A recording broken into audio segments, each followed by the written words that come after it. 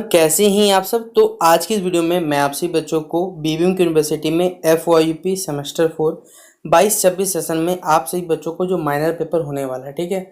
आप जिस भी स्ट्रीम से बिलोंग करते हैं, आप बीए कर रहे हैं, बीएससी कर रहे हैं, बीकॉम कर रहे हैं, उससे कोई फर्क नहीं पड़ता। आप सभी बच्चों के लिए माइनर पेपर का क्वेश्चन पेपर किस प्रकार मिलेगा, प्लस सिलेबस आप सभी बच्चे किस प्रकार प्राप्त करिएगा, ये मैं आपको इस वीडियो में बताऊंगा। तो पूरा वीडियो लास्ट से देखिएगा। वीडियो पसंद आए तो वीडियो को लाइक करिएगा। चैनल पर अगर नहीं हुआ है तो चैनल सब्सक्राइब करके साथ में बेल आइकन पर क्लिक कर लीजिएगा, ताकि इसी प्रकार हर अपडेट मिलता रहे।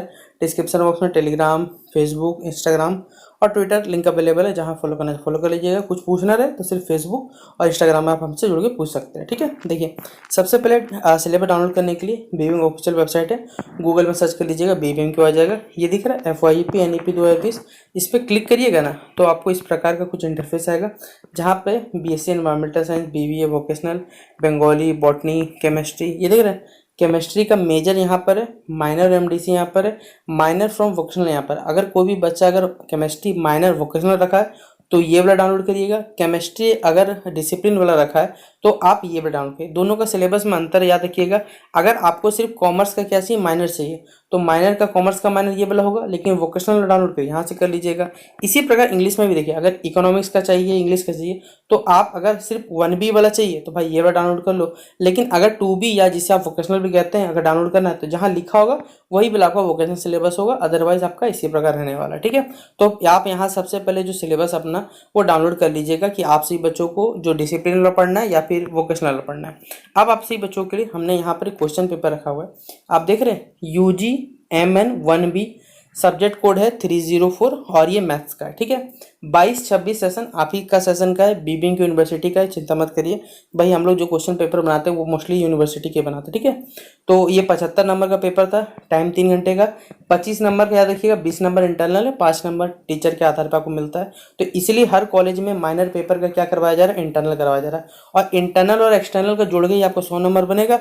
और आप सही बच्चों उसी के हिसाब से 40% मेजर का भी, सॉरी मेजर बोल रहा हूँ, माइनर का इंटरनल का भी, और जो एक्सटर्नल पेपर हो यानी ये पेपर, इसके हिसाब से आपको पास करना पड़ेगा।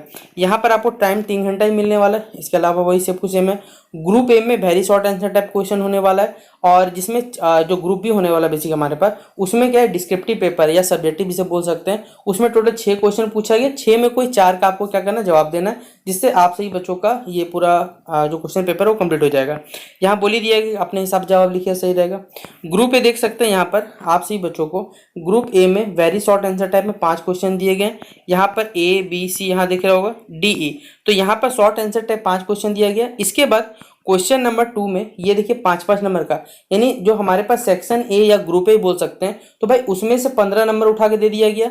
और जो हमारे पास सेक्शन बी या ग्रुप बी जिसे कहते हैं, जैसे लॉन्ग आंसर टाइप क्वेश्चन बोलते हैं, जिस देखिए अगर आप ये क्वेश्चन टच करते हैं 4 नंबर, तो ये दोनों ही टच होता है। याद नहीं कि भैया आप अगर ये टच कर लेंगे तो ये 1 हो जाए, नहीं, ये पूरा अगर 2 बनाइए तो भी 1 काउंट होगा, 1 बनाइए तो उसी के हिसाब से मार्क्स मिलेगा। अगर आप दोनों बनाइए तो 15 नंबर मिलेगा, अगर भाई ये बनाइए तो 8 नंबर, ये बनाइए 7 नंबर मिलेगा। इस हिसाब से आपसे बच्चों को मिलता है, और ये क्वेश्चन एक ही क्वेश्चन में काउंट होगा, ना कि ये 2 अलग अलग क्वेश्चन में काउंट होगा। पहले ये सब बस जान लीजिए, ठीक है। इसी तरह आपसे बच्चों का ये अगला पेपर, मतलब स्टेट एंड प्रूफ क्या, लेबनिज थ्योरम आपसे बच्चों को दिया हुआ है, फिर स्टेट एंड मैक्लॉरिन थ्योरम दिया हुआ है, फिर यहाँ पर हमारे पास 7वां नंबर क्वेश्चन, फिर ये 8वां एसिम्प्टोट्स के बारे में पूछा गया है। फिर अगला जो लास्ट क्वेश्चन हमारे पास डिफाइंड सिंगुलर पॉइंट। अब आपसे बच्चे बोलिए, चलिए सर ये तो हमारा मैथ का, ये माइनर 1B का, चलिए हम समझ जाते हैं, लेकिन बाकी का क्या, देखिए अब समझिएगा। यहाँ से पूरा खेल समझने का।